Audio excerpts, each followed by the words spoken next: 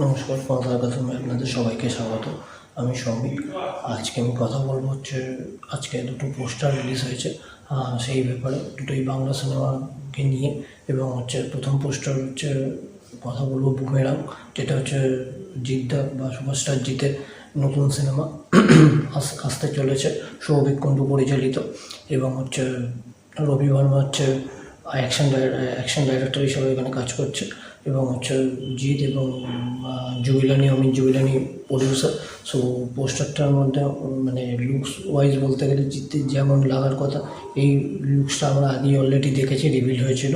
এবং বাইকটা অলরেডি আমরা দেখেছিলাম একবার কলকাতার রাস্তায়।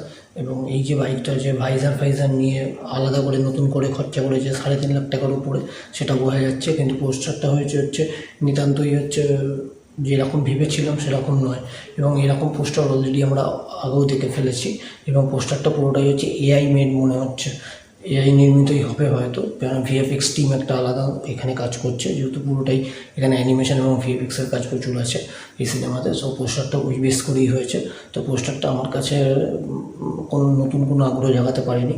এবং আমার মনে হয় যে এই পোস্টারটা আর ভালো হতে পারত। এবার এর নেক্সট পোস্টারের কথায় আসি দেব ভেঞ্চার্সের নতুন প্রজেক্ট, যেটা 26 বা 27 সালে আসার কথা।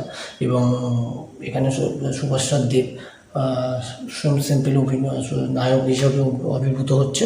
এবং এই প্রজেক্টটা নায়কের উপর বেস করি।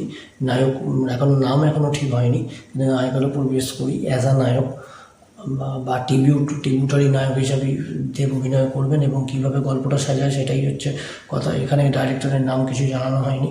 এবং দেবকে শুধু দেখানো হচ্ছে। এবং নায়কের যে অরা বা নায়কের যে স্টারডাম বা লাইমলাইটের মধ্যে নায়ক যেভাবে থাকে সেইটাই শুধু দেখানো হয়েছে। খুব সিম্পল পোস্টার, কিন্তু এটা দেব ভক্তদের জন্য বা আপামর বাঙালিদের জন্য খুব একটা নস্টালজিক এবং চূড়ান্ত উন্মাদনার বিষয় যে দেব 26-27 এই প্রজেক্টটা নিয়ে আসতে চলেছে। এবং ইটস রিয়েলি মানে ওয়েল মেড হবে আশা রাখা যায়।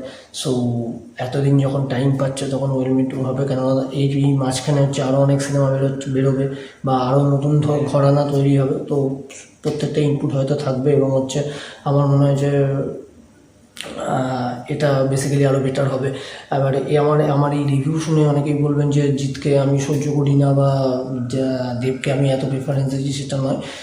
পোস্টারটা নিয়ে কথা বলার জন্য আমি সেটাই কথা বললাম, কারণ বুমেরাংয়ের পোস্টার এমন কিচ্ছু মানে সারা জায়গাতে আমার মনে পারেনি। এবং নায়ক নিয়ে আমি আশাবাদী এই কারণেই যেহেতু টাইমটাও পাবে, ওরা আরও অনেক কিছু শিখবে, শেখার পরে সেটাকে রিভিল করবে নিজেদের মধ্যে বা অ্যাকস্টমেট করবে নিজেদের মধ্যে। ভালো হতে পারে, আমি আশাবাদী। এই সিম্পলি ব্যাপার। তো এখানে ভালো মন্দের ব্যাপার কিছু নেই।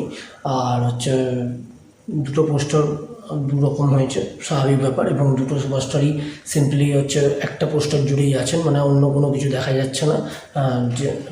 জিতেরটাই যেহেতু অলরেডি আরও বেসিক্যালি বাইকটা দেখা যাচ্ছে, আরও অনেক ইনগ্রিডিয়েন্টস থাকতে পারে পরবর্তী পোস্টারে। কিন্তু দেবের পোস্টারটা এখনও টাইম আছে, 26-27 যেহেতু প্রজেক্ট, সেহেতু আমার মনে হয় না যে এত তাড়াতাড়ি রিভিল করবে।